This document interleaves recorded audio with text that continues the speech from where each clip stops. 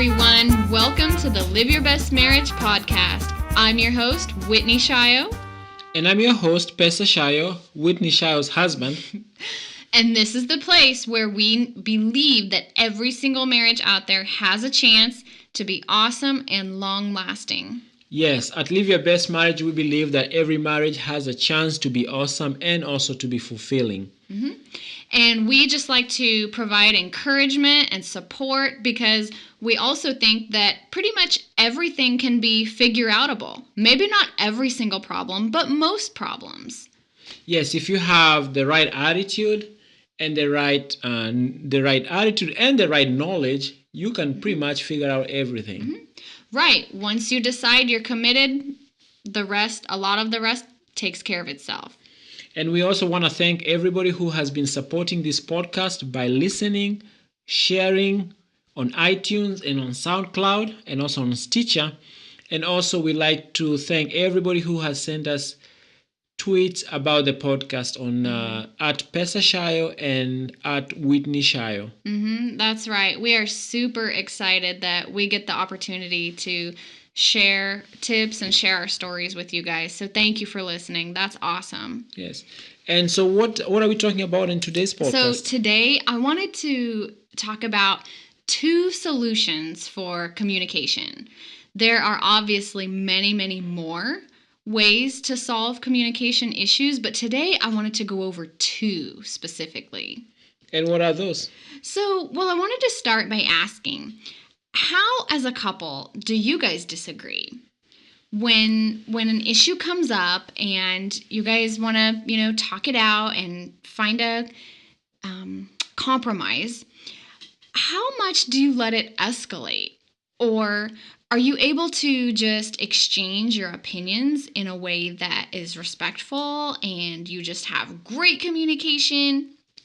That's what I wanted to talk about a little bit, because I'm noticing that for us, sometimes we might have certain issues that have keywords and the conversation might freeze. I thought we don't have any issues. We do. We have a lot of issues, by the way.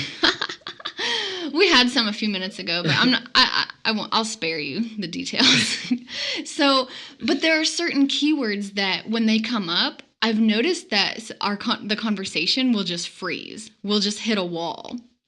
And so what I want to know is, what are some ways that we can just break through those barriers and continue talking in a way that doesn't make the problem worse? But we're also making the assumption that we actually have to talk about the problem, right?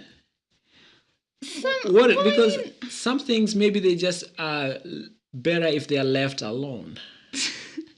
That might be the case sometimes, but I think for the most part, it would be nice to have a technique that we can use to reach a resolution, though. I see what you mean, but I also sometimes think, hey, what are the benefits of going over and over and trying to solve this issue if after solving it, what am I gaining out of it? It's like penny wise and pound foolish. Okay. Well, a lot of times what ends up happening is when a couple disagrees, typically there might be one person who is in the habit of just giving up. They yield. You know what I'm saying? No. They're like, okay, you know what? They might even ask themselves this question. They might even ask, okay, what's more worth it to me? Getting what I want or keeping the peace? Keeping the peace. So, when certain things come up, you can ask yourself that question. You can say, okay, well, what's more worth it to you? Getting what you want or just keeping the peace? And sometimes you also I literally think about it like, hey, is it worth it for me to go down this path trying to prove that I was right? I know I'm right. Is it worth it to prove, to go down the path to prove that I'm right? Is it worth it to go to spend my half an hour trying to prove this, and then what am I going to get at the end? Right. I know. And I remember what Dr. Phil used to say. What did he say? He used to say, well, would you rather be right or would you rather be happy? Okay. And so I think I don't know. It's tempting. It's tempting to be right, Yes. but I know for the most part I would rather be happy. Okay, is it? I go back to what am I gonna gain? And I use this especially when it comes to a business relationship. Like I'm not saying this is a business relationship. I'm just saying, hey, there was a story of a client. Okay, so the client did what exactly? So there was a story where a client was trying to make a return. Okay. And the terms of the agreement was pretty clear that they had already passed the 30 days for returns, and there was no way they can get cash refund. They can only get credit for the merchandise. Okay. But this person was already known in the community for being a difficult client, and they were insisting that after 90 days that they should get money back, and the vendor should take all the merchandise back. And the merchandise had already been used, so it was not even in the original container. Okay. So the question was being asked was, what should the vendor do? Should she spend all the time trying to fight this guy who we already know that that's all he does, or like how much is her time worth, and not only her time but her aggravation, like how much does she want to put up with? Because at the end, she might prove that she's right because she's already right. Okay. The law is on her side. The paperwork is on her side. She made it very clear to begin with that the terms of the agreement were very clear from the beginning. But this guy is still going 90 days later, coming back and wanting to get a refund. What should the person do? So the business owner should be taking into consideration, okay, do I want the reputation of just making my customers happy, or should I lose money on this deal and accept the return when it's too late? So is that the issue? The issue to me is you have X amount of days or X amount of years to live in this earth. That's all you have. Oh, okay, so you're looking at the way big picture. So I am looking, I'm like, what should I do here? Should I spend my time? Because it's not so much about the time you're spending on this issue, but the aggravation and the feeling of like it's stewing in your mind over and over and over and over and over. Okay. Or should you just say, you know what? I know that this whole deal, it's $100. Right. We are talking about $100 here. We are talking about $50. I don't know. Something small. Yeah, whatever. So should I just take the merchandise and release this guy from my life and learn my lesson, take it as an experience that I'll never do with this guy again, and move on? Or try to prove that you are right because you're already right. We already know that. Yeah. Try to prove it to a guy who is already crazy. We already know that he's crazy. That's why he's doing this. Right. And end up wasting a lot of time, and at the same time wasting a lot of, like, having so much aggravation. This can take like days and months of aggravation. So you're suggesting that if you know your spouse is crazy, just keep quiet and just let them have what they want. No, I'm not saying that. This is gonna be a case by case scenario. But I'm just saying, in this business. But your scenario, analogy is showing that if something is petty, if it's small, then just let it go. Just Just look at the big picture and say, is it worth it? Is it worth your time? Is it worth the aggravation? And do you really want to spend the time that's left in your life rehashing this nonsense that in the major scheme of things doesn't really matter? Okay. Wow, that was a really deep example. It took me a while to get it. Okay. So yeah, if the issue is small, then just let it go. Don't keep digging into that. Okay. You can be good at saving pennies and you are losing dollars. Okay, sure. I don't know. Okay. Yeah. Sure. So the first thing that I wanted to go over is false accusations hurt. And you might be saying, okay, Whitney, that's really random. How did you come up with that right now? The reason why I'm bringing that up is because a lot of times a discussion can turn into a disagreement. And then one thing leads to another. And if it goes downhill as fast as some of our disagreements do, it's not fun. Someone might throw an accusation like, hey, you said blah, blah, blah, blah, blah. Or you did blah, blah, blah, blah, blah. And then the other person is like, no, that's really not true. That's not how I really feel. That's not true. So what I want to suggest is when that happens, let's honor what the person says when they express that, hey, that's not true. That's not accurate. We can start by that. Just, okay, fine. That's fair.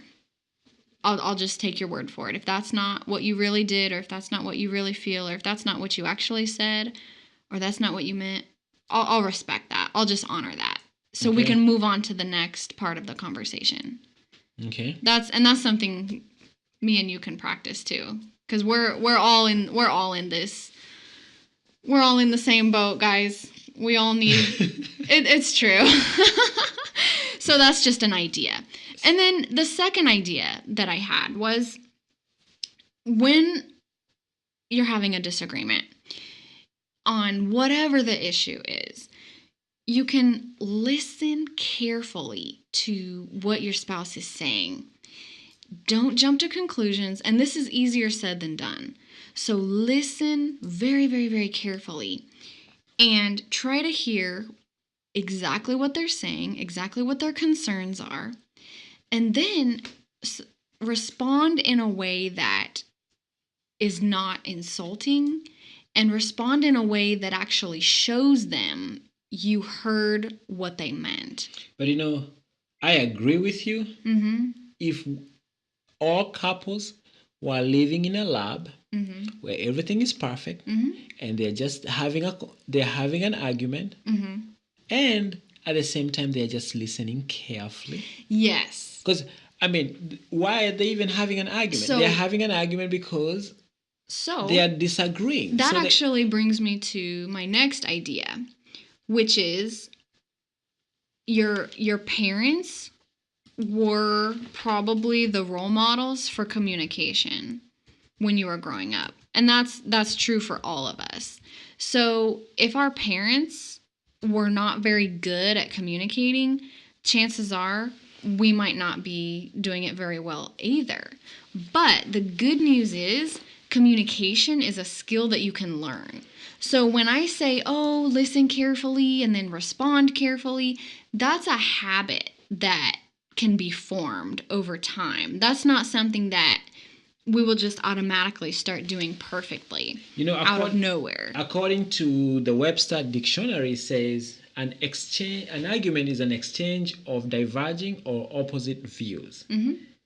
Typically a heated or an angry one. Okay. So if somebody is in a heated or an angry exchange of diverging views, the idea that somebody will sit there nicely and listen, they're already in a heated exchange of opposite and typically diverging views. But see, the thing is, it doesn't necessarily have to get to the point of being heated, though. It doesn't have to. You can have opposing views without letting anger come into the picture. But for it to be an argument, that might be the definition on paper, but in real life, we can control our decisions. We can control our actions. Yes. So someone can tell me their opinion, and I might not really agree with it, but in a way, I can still talk to them in a way that is respectful. Okay. And honors where they're coming from. Because the truth is, we will all have our own point of view, or we wouldn't be our own person. Yes. So when I mentioned earlier about, how much do you let things escalate? That's really what I was alluding to. I meant, okay, well, when you're not agreeing, how quickly does the anger slip into your discussion? And then that's why I also brought up the issue of, sometimes for us, we'll just hit a wall. We'll be like, okay, I give up. This is pointless. We're both just talking about the same thing over and over again, and nobody's giving in. Yes. Nobody's giving up. Yes. So we're just going to walk away from this issue. But the tension is still there when that conversation comes up the next time. So what I'm saying is, don't get trapped in that habit of just letting it escalate to a point where people get mad. Just try practicing exchanging your ideas, exchanging your opinions in a way that it's a win-win for both of you. Yeah, it's a win-win for both of you. Yeah. And something that has really helped me at the end of the day, it's the idea that remember that you're always on the same team.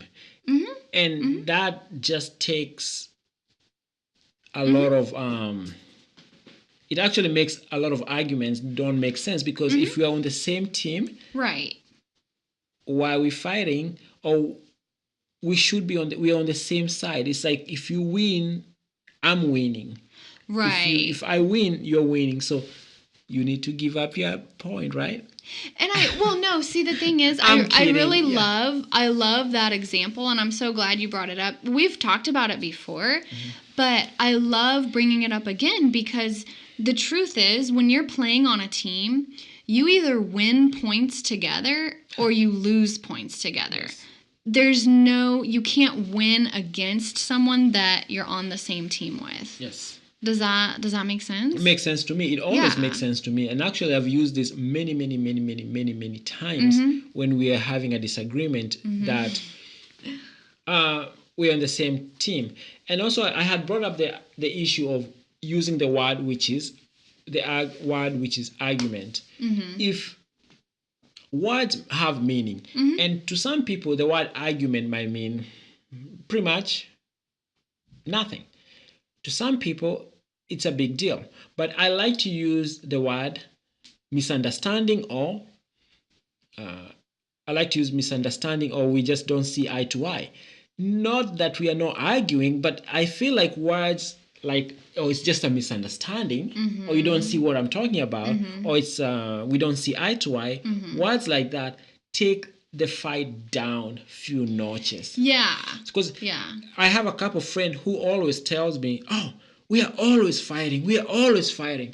But I'm like, bro, words like "we are always fighting" make it to be a big deal. And he's like, "Yeah, dude, it's a very big deal. We are always fighting."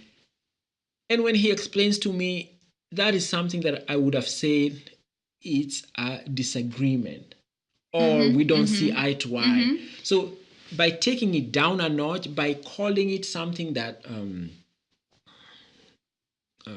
by calling it something a different name, you are actually removing the power out of that thing. So it's not a fight anymore. Now it's just a disagreement.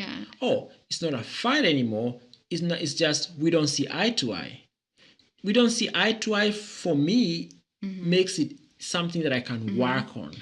Yeah, and you know what, guys? Another thing that I've learned just in life and after 13 years of being together is there are more than one way to solve problems. Totally. I mean, both people can actually be correct at the same time on the same issue. And when I used to be stuck in viewing things as black and white, there was never a gray area for me in anything in life. That was actually a tough time. That was pretty much all through my 20s. I was very stubborn. But once I figured out that actually both of us can be right because we're looking from different angles. We're looking from a different perspective. And there is also more than one way to solve a problem. Yeah. So he can be right and I can also be right. And, on certain things, we can probably implement both of our strategies. We can probably approach it, with ideas from both of us. Yeah. So, I mean, that's great too. When you feel like there's some flexibility, that also can ease the tension as well. And just to reiterate that issue, I had talked before about the words you call a problem. I had gone to a meeting and there were two sides and it was a negotiation. And one side, they had lawyers and everything, and they were all lawyered up, and they were like, there's a lot of problems here. This contract cannot happen. And then this other side, they were like, oh, there are a few points which we can iron out. There's just a few points we need to iron out. So you could say one side is calling it a few points we need to iron out. Mm-hmm. It just feels like something we can deal with. Mm-hmm. Or this other side was calling it, there are so many problems, this deal cannot go through. Mm-hmm. Guess what? The deal went through, not because of the quote unquote problems, because there was people were able to iron out these few points. It was all, one group is saying, oh, few points. They're just few points we need to iron out. It sounded like they can actually deal with it. Mm-hmm. Like it's solvable. If it's solvable, like, yeah, this is just a few points we need to iron out. Or the other side was like, oh my goodness, this deal is not going to work. There's just so many problems. Oh, so the other side even probably felt like they were trying to mess them up then. Yeah. Yes. But eventually the whole deal was made. They made the deal because one group was calling it problems. I was able to pick up on those things. Because when you call it points that you can iron out, it gives you that feeling that you can take care of this.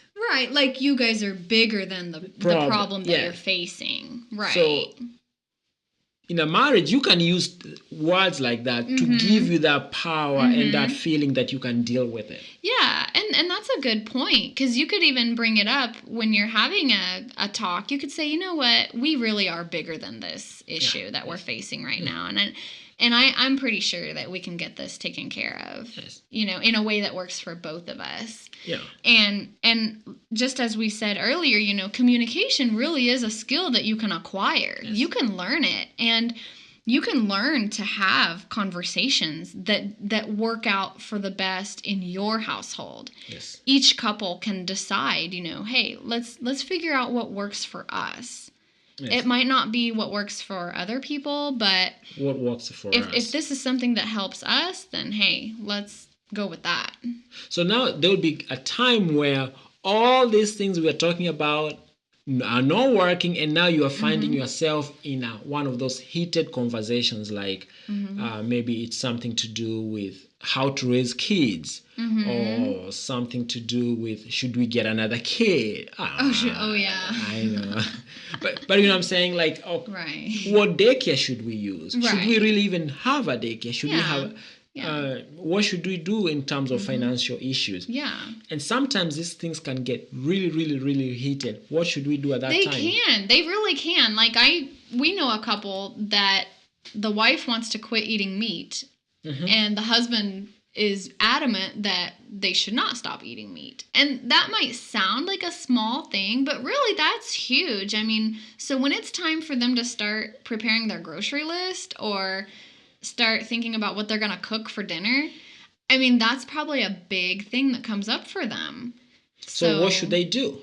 I honestly don't know what they should do, but I mean, I'm confident that there are ways that those issues can be solved. I mean, if both people are willing to bend a little bit, I think everything is figure outable. And I like to use that word because it just reminds me that as a couple, you can decide from the get-go, hey, we are bigger than any problem, and we can handle this. And you know, at this moment, the wife is thinking that he doesn't listen to her, and what she's talking about is not important.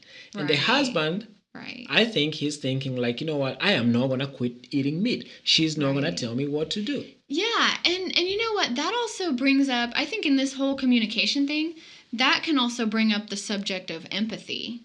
Okay. Because another thing I wanted to bring up is the traditional marriage roles, according to gender, just don't work at all. Why do you say that? They don't, because the sooner a couple can get past that, the better. Yes. Like, for example, when you experience a situation in the other person's shoes, you're able to empathize with them a lot better. And that's something that we've witnessed in our marriage for sure.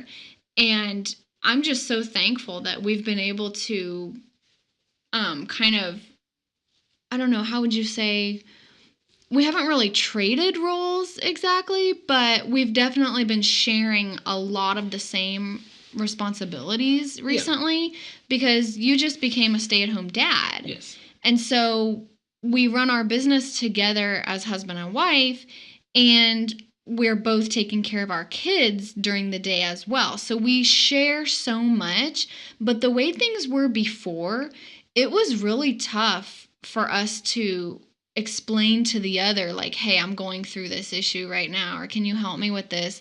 It was harder to understand where the other one was coming from. Yeah. I mean, really. But now it's like, okay, we're both changing diapers. We're both trying to help our clients. We're both, I guess the main word here is share. Yes. But my whole point is, when you're able to kind of switch sides a little bit and just experience what your spouse goes through, it's a lot easier to empathize with them. And then, so when they do bring up an issue, the communication is way easier. Yes, you just get it. Yes, it's way easier. And another thing for me that really worked for me is the understanding that the gender roles was something that were made up by somebody who I don't even know, Right. and it was supposed to be working for them. Right. It doesn't have to work for me. So what I need to do is I need to also to come up with my way that will work for me and my family. Because the person who came up with these gender roles, like who's supposed to cook, who's supposed to change the diaper, who's supposed to bring in the income, yeah, who's whatever. supposed to work. Yeah. They were done because they were working. That worked out for some other dude some other time. It's a good thing to look at what's working and what's not working in your own family, and then decide what to do, because we cannot take this as a, what do you call the sacred cows. Nothing is a sacred cow. Like, you just try to figure out what works for your family. Yeah, you definitely should not feel like you have to adopt a certain system just because that's what the culture says, or just because someone else said that's the best way. I encourage couples to just figure out what works best for their household. Yeah.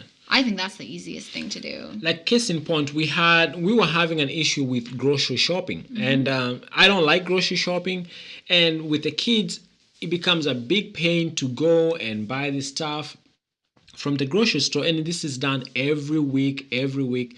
So we found out that you can actually go and do the online grocery shopping and just go to the store and pick it up. Just pick it up and be done with it. Pick it up and be done with it. So not only has that saved that a lot of time, but it also works out for our family. Now, we have other family members, extended family members, who are saying, are you kidding me? How can you do that? How can you let somebody pick your groceries for you? But yeah. Yes. Yeah, they're like, oh my gosh, how can you be sure that they're going to give you the good produce? Yes. Or, oh my gosh, how do you know that they're not just picking up the first thing off the shelf? They need to get things from the back. And I'm like, oh my gosh.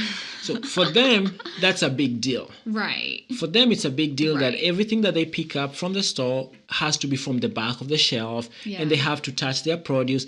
That is a big deal for them. For my family, it's not such a big deal. For my family, we are looking for the ease. We care more about, the convenience matters a lot to us. Not what position of the shelf we are picking up the stuff from. Yes. Yeah, we're not that picky. Yes. But we're picky about saving time, though. Yes. So that's a big deal for our family. Yeah. Yes. Yeah. For other people's family, it might not be a big deal. And some people might even enjoy going shopping. Yes. I think, actually, I know some people who do. And I don't, and we don't. So it's so important to see what's working for your family and just try to make it work for your family. So going back to what we are talking about in this podcast, everything we are saying here you don't have to take everything we are saying here and just literally just slap it in your family and use it. No. See what will work, get ideas from it, bring up your creativity, and then maybe you can get an idea on how to tweak some things in your life to make it easier. But you don't have to take everything verbatim. Oh, of course not. Yeah. Of course not. Yeah, find what works for you guys. Find what works for you guys and then try to use it. Absolutely. So just to recap, I just want to encourage everybody out there to, just look for a win-win situation for both of you, something that's going to work for everybody's benefit. And you will disagree. I mean, chances are you will, because that's just part of being alive. That's part of living in the same house with another person. But it doesn't have to be tough. It really doesn't. You can actually just, keep looking for ways to make it easy for both of you, and don't get trapped in that habit of, oh my gosh, we're going to have to delay this discussion about this certain issue because every time we talk about it, we fight. No, you guys can actually find a way to, get through that and solve it. And also, just to recap from my end, and this is something that has really helped me out, is weigh everything before you start the argument. That does not mean you are not right. You might still be right, but you are looking at it like, is it worth it? Mm-hmm. So what's more worth it to me? Yes. Being right or keeping the peace? And this is not about being a doormat. Or getting what I want. Do I have to get what I want every time? Yeah. No, I don't have to. And this is not about being a doormat, but it's just about looking at is how important is this thing to me? And what's more important to me? The peace, or are we even going to remember this 5 years from now? Most likely you won't. And probably not. And if for those of you who have been married for longer than a year, or who have dated for longer than a year, a lot of arguments, unless you have a wife who has a super great memory, most of the arguments you won't remember. Why do I feel like that was directed towards me? Because you're so smart. Because it was. Yes. So yeah, that's totally okay. So anyways, thank you guys so much for listening. We will be back again later. We're super excited because we're going to be recording another one very soon about the greatest strengths versus greatest weaknesses in marriage. And also remember that you can always find the Live Your Best Marriage podcast on SoundCloud. And now we are on iTunes, Stitcher, and any place where you go, and also TuneIn. So you can always find us there. And our website is still liveyourbestmarriage.com/blog. And our Facebook is Facebook.com/liveyourbestmarriage. Until next time, God bless and take care.